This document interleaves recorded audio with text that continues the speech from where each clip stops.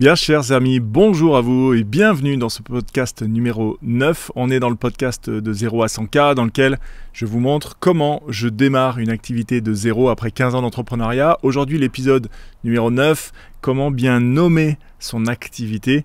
Alors pourquoi je parle de ça? Parce qu'en fait, je vois une erreur typique, mais tellement souvent, beaucoup sur Facebook, parce que c'est là où l'essentiel des entrepreneurs débutants sont.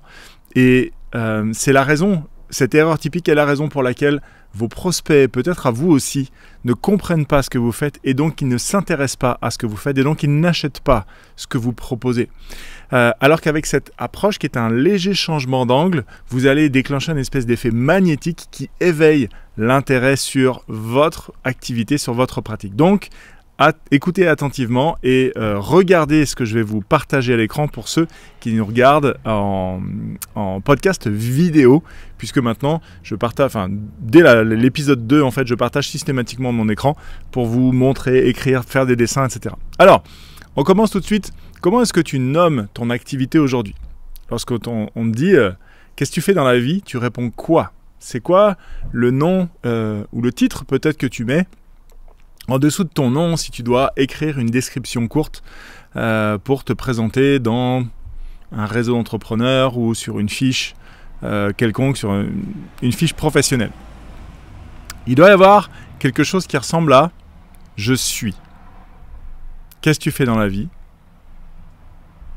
Et toi, tu réponds « je suis quelque chose ». Vrai ou pas? La difficulté avec ça, c'est qu'il y a deux problèmes. Le premier problème,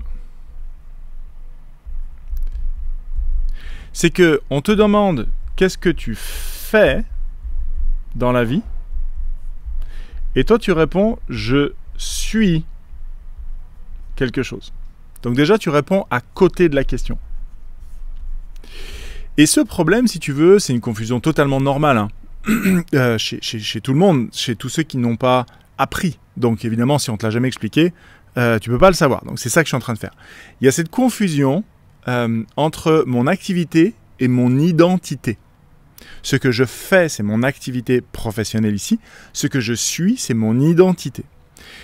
Je te prends un exemple. On est en 2014. Je démarre... La vache, c'était il y a 9 ans. Je démarre mon activité de coaching et rapidement, je me retrouve avec un client qui me dit, voilà, je suis complètement perdu depuis que je suis à la retraite. Non, il me dit pas depuis que je suis à la retraite. Il me dit, voilà, je suis complètement perdu, je sais plus quoi faire, etc. Donc, il m'explique un petit peu le brouillard dans lequel il se trouve. Et je lui dis, mais qu'est-ce que vous faites comme métier? Et il me dit, je suis électricien à la retraite. Qu'est-ce que vous faites comme métier? Je suis électricien à la retraite. Donc il n'est plus électricien, vu qu'il est à la retraite. Mais son identité était tellement accrochée à son métier, je suis électricien, pendant toute sa carrière, que là, il n'est plus électricien, vu qu'il est à la retraite. Donc il se définit encore comme électricien à la retraite parce qu'il est en train de vivre dans son passé. Et donc clairement, il y avait une question d'identité qui était perdue depuis qu'il avait arrêté son activité professionnelle. Donc son métier était là pour le définir en tant qu'individu. Donc vous imaginez un petit peu l'effondrement lorsqu'il bascule à la retraite. Donc cette confusion est totalement normale et on va aller vers la résolution de ce truc-là.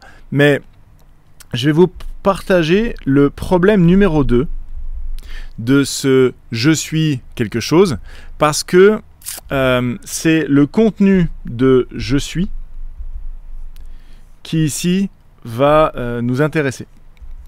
Pourquoi? Parce que lorsque tu dis « je suis », en fait, je vous prends un exemple très simple, je suis allé sur Facebook, je cherche un groupe des entrepreneurs indépendants, ça m'a pris 3 minutes, j'ai listé une dizaine de « je suis quelque chose », de présentations professionnelles, je suis allé sur des groupes spécialisés dans les thérapeutes, c'est clairement le pire puisque les thérapeutes sont des gens qui sont adorables au service, etc., mais ils n'ont pas du tout le câblage intellectuel, la formation passée sur la partie business. Donc du coup, c'est là où il y a les erreurs les plus flagrantes. Et en l'espace de 5 minutes, je vous ai sorti peut-être une liste de 20 « je suis » qui créent un espèce de flou dans l'esprit des gens qui vous suivent, qui vous écoutent, qui vous regardent, et qui vont se dire Tu vois, là, je te prends un exemple. Donc, je suis. Alors, qu'est-ce que j'ai noté? Freelance. Donc, freelance, ça veut dire indépendant en anglais. Freelance en développement UX. Je suis auto-entrepreneur.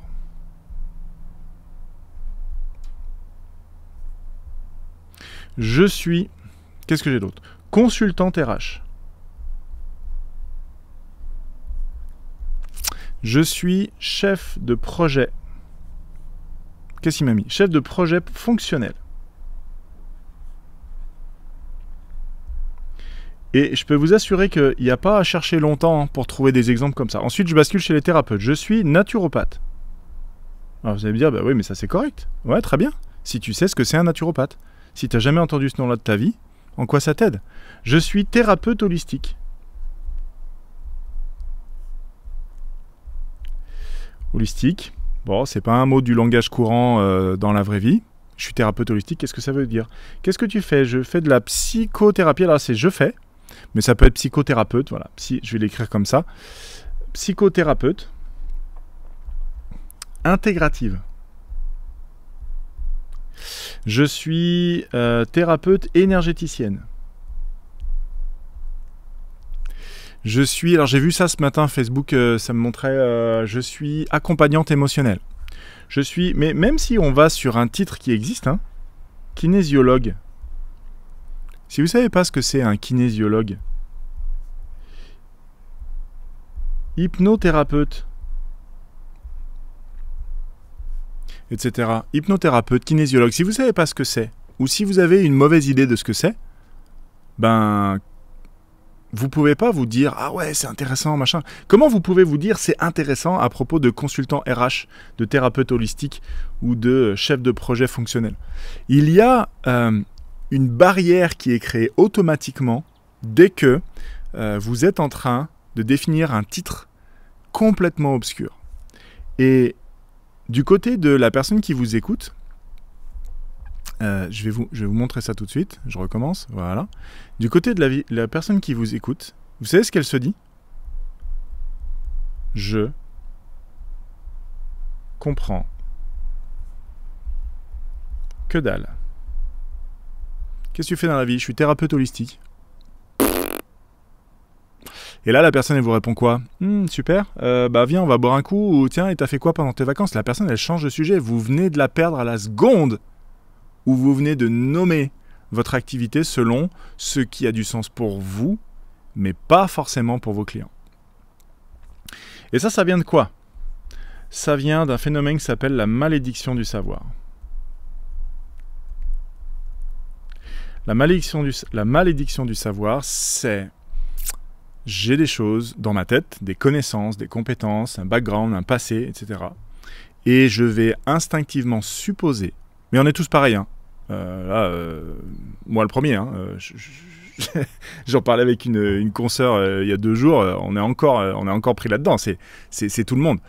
On est pris dans cette normalité qui est la nôtre et on est persuadé que c'est pareil pour tout le monde. On est persuadé que les autres savent ce qu'on sait. C'est instinctif. Notre cerveau humain est tellement feignant qu'il ne cherche pas à avoir des informations exactes sur à propos de tout. Il synthétise, il automatise, il économise de l'énergie pour pas cramer trop de sucre. Donc, il va à l'économie. Et à l'économie, bah, il fait des suppositions qu'il arrange, qui sont plus faciles. C'est tout un problème. Parce que si les personnes pensent ben j'ai rien compris, allez viens, je change de sujet, parce que là tu m'as perdu. Parce que si tu commences à m'expliquer, là, ça va être le bordel et je vais peut-être me sentir inférieur. Ou... Bref, il y a tous des supposés qui se déclenchent dans la tête de l'autre en face. Donc, vous n'avez pas du tout envie de faire ça. Parce que vous êtes en train de perdre l'occasion de partager ce que vous faites de génial avec la personne qui est en face de vous. Ou les personnes qui sont en face de vous. Et donc, le truc ici, c'est que vous n'avez pas besoin d'un titre. Vous n'avez pas besoin d'un titre, d'un « je suis ». Vous n'avez pas besoin d'avoir forcément une plaque dorée accrochée à côté de la porte d'entrée de votre cabinet, vous voyez. Pas nécessairement.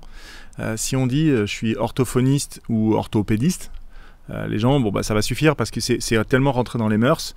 Puis en plus, c'est remboursé par la Sécu, donc les gens ils se cassent pas trop le pompon. On leur dit va voir un orthopédiste, même s'ils savent pas exactement ce que c'est ce métier. Ils vont voir l'orthopédiste, le mec leur fait des semelles ou leur cure les pieds, et puis on est parti, quoi. Tu vois.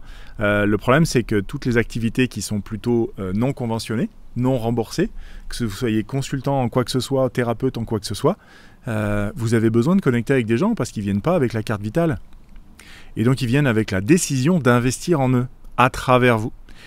Et donc, il est hyper important que les gens aient de la clarté. Alors, comment on bascule ? En fait, c'est assez simple. Vous allez remplacer « je suis » par « mon métier ». Oui, j'écris pas hyper bien, mais je pense que vous arrivez à suivre. Mon métier, c'est de... Et là, vous écrivez quelque chose. Mon métier, c'est de... Et là, c'est un verbe d'action. Le premier mot qui arrive derrière, c'est un verbe d'action. Mon premier métier, c'est faire que vos employés aiment bosser chez vous, plutôt que de dire « je suis consultant RH ». Mon métier, c'est de faire en sorte que vos employés aiment travailler pour vous ou chez vous, dans votre boîte, plutôt que consultant RH. Vous voyez que la présentation d'un seul coup vient de basculer vers quelque chose qui amène directement l'intérêt de votre métier, en sautant par-dessus le comment je le fais. Parce que quand je dis je suis naturopathe, c'est comme si je dis je suis plombier avec une clé à molette. Ou voilà, mon métier c'est d'installer des tuyaux dans les maisons. Il y a trop de confusion en fait. Vous avez besoin, quand vous avez une fuite dans votre évier, dans votre cuisine, et que le carrelage de la cuisine est trempé, vous appelez pas quelqu'un en disant qu'est-ce que vous avez comme clé à molette parce que je voudrais savoir si vous avez plutôt une pince à griffe ou une clé à collet. Qu'est-ce que vous en foutez? Ce que vous voulez, c'est que le sol de votre cuisine soit sec et que votre sous-évier arrête de fuir. Donc vous appelez, vous savez que c'est un plombier et le mec, peu importe les outils qu'il a, peu importe le comment il répare, ce qui compte pour vous, ce que vous achetez, c'est le résultat. Eh bien, vos clients à vous, pareil, ils achètent un résultat. Dans le cadre du consultant RH, les clients qui sont des entreprises achètent le fait que les gens aiment travailler pour eux et arrêtent de se barrer tous les 4 mois. Ils arrêtent la rotation, d'avoir besoin de recruter, de former, et puis les gens finissent par se barrer. Donc, c'est hyper important de sauter par-dessus le comment. Le comment arrivera après dans la discussion. Vous avez besoin d'aller à pourquoi. Votre présentation professionnelle doit répondre à pourquoi. Donc, ça peut être mon métier c'est de. Ça peut être aussi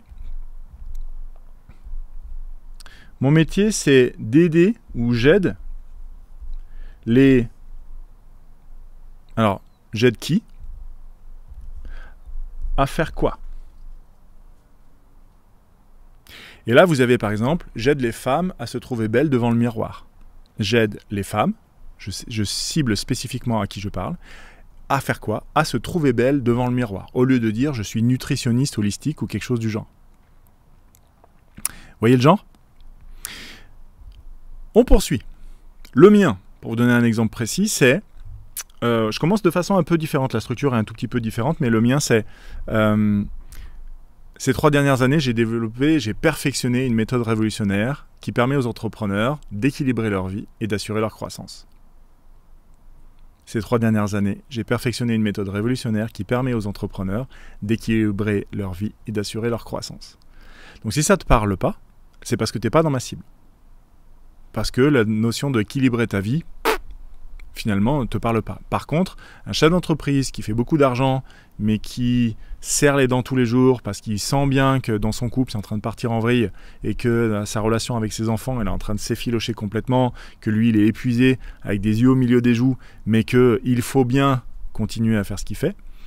Lui, je peux vous assurer que rééquilibrer sa vie, tout en assurant sa croissance d'entreprise, il va le comprendre, parce que ce sont ses mots, ça va lui parler. Donc, assure-toi dans ton cas que ta présentation, mon métier c'est de XYZ ou j'aide quelqu'un à obtenir quel résultat, parle à ta cible. Auquel cas, demande à plusieurs personnes qui sont dans ta cible, dis-leur, voilà, si je te dis ça, qu'est-ce que tu comprends? Et les gens seront ravis de vous aider, de dire, voilà, j'essaie de définir une nouvelle façon de présenter mon métier, j'aimerais avoir ton avis, et les gens seront ravis de ça. Et vous savez ce qui peut même vous arriver de pire? c'est que les gens vont vous dire « Putain, mais c'est super intéressant, en fait, tu fais ça comment ?» Et là, la conversation commence. C'est exactement ça que vous voulez comme résultat. Lorsque les gens vous demandent « Qu'est-ce que tu fais dans la vie ?» Ce que vous adoreriez, c'est que vous disiez, voilà, moi je fais ça, et les gens disent, ah, ça a l'air énorme, tu fais ça comment, et comment t'as appris, comment t'as découvert, et que les gens vous posent des questions. Là, vous êtes sûr que vous avez fait mouche, que vous avez une conversation intéressante avec quelqu'un qui s'intéresse à ce que vous faites, parce que ça lui parle. Alors évidemment, vous pouvez avoir la meilleure présentation du monde, et la personne en face, elle dit, ok, et sinon, t'es parti où en vacances cet été? C'est que la personne n'est juste pas concernée, c'est qu'elle n'est pas dans votre cible. Et ça, c'est ok. Mais au moins, vous donnez une chance à votre cible d'interagir avec votre discours. Alors, comment on fait maintenant pour que on bascule vers quelque chose de magnétique au niveau de la présentation? Pour moi, il y a, j'ai noté 3 critères. Le premier critère, c'est l'audace. Vous devez, lorsque vous faites votre présentation, lorsque vous pitchez votre présentation, vous devez avoir une promesse élevée. C'est vraiment ça que je vous recommande. Vous devriez avoir une promesse élevée. Je le note là, promesse élevée. C'est-à-dire annoncer le résultat le plus flagrant possible que vous êtes en mesure de permettre à vos clients d'obtenir. Ok. Numéro 2. Ce qui va être magnétique, c'est quelque chose qui va être simple.